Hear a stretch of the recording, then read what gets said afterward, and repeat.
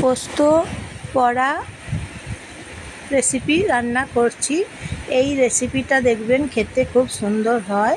পোস্তর বড়া খেয়ে দেখবেন, রান্না করে বানিয়ে দেখবেন, অসাধারণ মুচমুচে বড়া, একদম মুচমুচে বড়া বানিয়ে দেখবেন। এইভাবে প্রথমে পোস্ত বেটে নিয়েছি, তারপরে পোস্ততে পেঁয়াজ বেটে দিয়েছি, লঙ্কা বেটে দিয়েছি, তারপরে গোল সাইজের করে মেখে নিয়েছি, বানিয়ে নিয়েছি গোল সাইজের করে। তারপরে পোস্তর বড়া রান্না করে নিচ্ছি।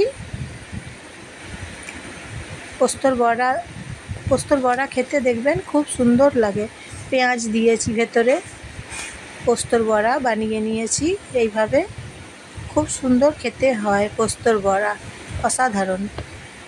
এইভাবে বানিয়ে ফেলুন। নমস্কার বন্ধুরা, কেমন আছেন সবাই? ভালো আছেন সবাই? গরম পড়েছে আজকে।